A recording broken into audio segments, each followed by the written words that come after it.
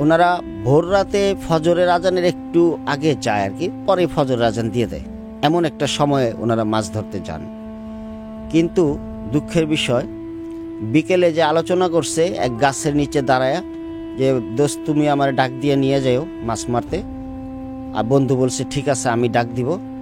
7-8টা ল্যাংটা বাচ্চা, তাদের বয়স 3 বছরের বেশি হবে না, একেবারে ছোট বাচ্চা, দুধ খাওয়ার বাচ্চা, ওরা কালভার্ট থেকে লাফ দেয় পানিতে, সাঁতার কেটে এই পার দিয়ে বের হয়, আবার দৌড়ে যায় লাফ দেয়, আবার এই পার দিয়ে বের হয়, বাচ্চারা সাঁতার করতেছে। তো উনি হঠাৎ করে বলল এত ছোট বাচ্চা, কার বাচ্চা রাত করে পানিতে গোসল করে? আর ওই বাচ্চাদেরকে এই লোকটা ভয় দেখাচ্ছে, বাচ্চাগুলা বলতেছে যাবে না, এখানেই ওরা গোসল করবে। মানে ওগুলা এক প্রকার ওই ভালো জিন ছিল, বাচ্চার স্রোত ধারণ করে গোসল করতেছে।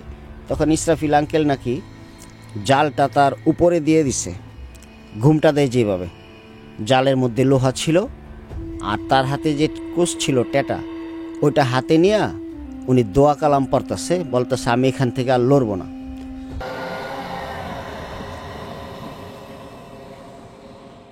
আমার মা আর খালা 2 বোন, তো মা ঢাকাতেই আর খালা বিয়ে হয়েছিল কিশোরগঞ্জ।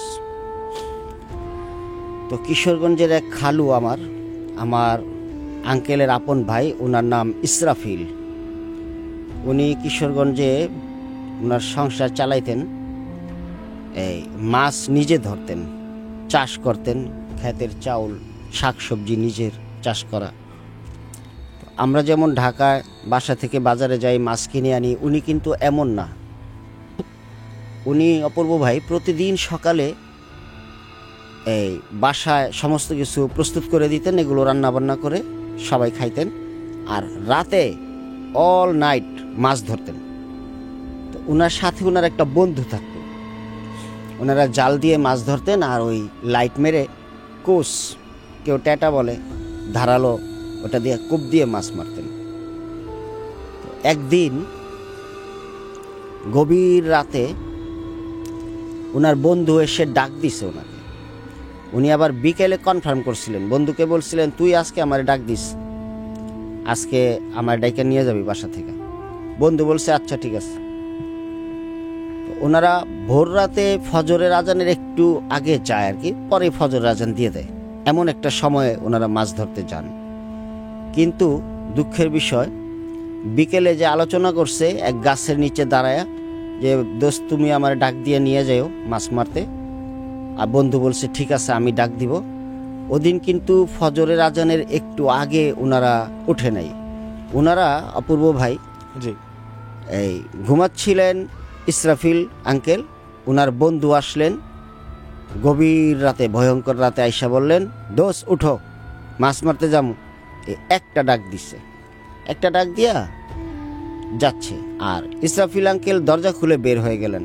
তার কাঁধে ছিল একটা জাল, ঝাঁকি জাল, যে জালের মধ্যে লোহা লাগানো থাকে, আর হাতে ছিল কোষ, ট্যাটা বলে গ্রামে, অনেক ধারালো, শিকের তৈরি থাকে।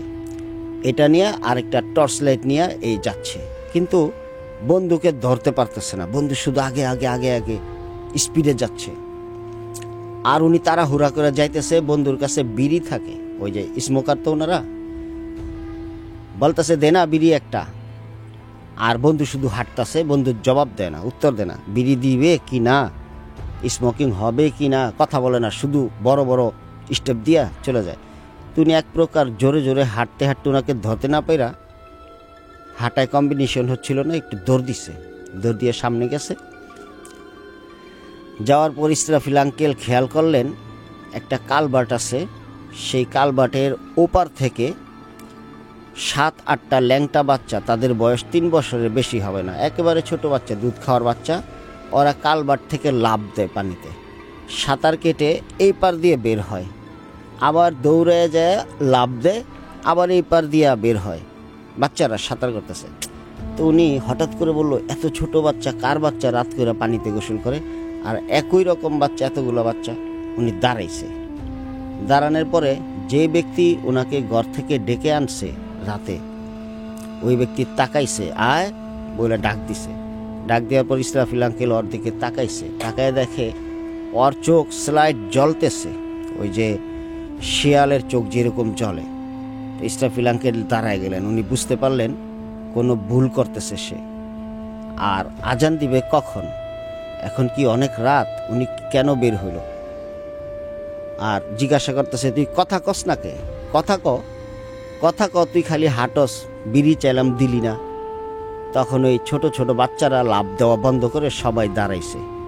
দাঁড়ানোর পর বলতেছে যে তুই আজকে বাচ্চা গেলি, বালামন্দ সব দেশেই আছে। আর ওই বাচ্চাদেরকে এই লোকটা ভয় দেখাচ্ছে। আর বাচ্চাগুলা বলতেছে যাবে না, এখানেই ওরা গোসল করবে। মানে ওগুলা এক প্রকার ওই ভালো জিন ছিল, বাচ্চার স্বরূপ ধারণ করে গোসল করতেছে। তখন ইসরাফিল আঙ্কেল নাকি জালটা তার উপরে দিয়ে দিছে, ঘুমটা দেয় যেভাবে, জালের মধ্যে লোহা ছিল, আর তার হাতে যে কুশ ছিল টেটা, ওইটা হাতে নিয়ে উনি দোয়া কালাম পড়তেছে, বলতেছে আমি এখান থেকে আর লড়বো না। উনি সারা রাত ওখানেই ছিল। যখন ফজরের আজান, গ্রামে দূরে একটু আজানের শব্দ পাওয়া গেছে, তখন এই জিনিসটা পূর্ব দিকে, উড়াল দিয়ে পূর্ব দিকে চলে গেছে। আর ওই বাচ্চাগুলো ব্যানিশ হয়ে গেছে, চলে গেছে। তখন এই জাল আর টেটা নিয়ে উনি তবু ওখানে বসেছিল। মানুষ আনাগোনা শুরু হয়েছে, আসা যাওয়া শুরু হয়েছে। মানুষ বলছে তুমি এভাবে মাথার উপরে জাল দিয়ে রাখছো কেন? তখন বলল, ভাই আমি রাত্রে এই ভুল করছি, বাসা থেকে এক ডাক দিছে, আমি বের হয়ে গেছি মাছ ধরতে, তা আমি এই মশারির মতো জাল দিয়া নিজেকে রক্ষা করছি, আত্মরক্ষা করছি। তো এই ছিল অপূর্ব ভাই তৃতীয় ঘটনা। জাগো এফএম এর অ্যাপ এখন পাওয়া যাচ্ছে অ্যাপ স্টোর এবং প্লে স্টোরে।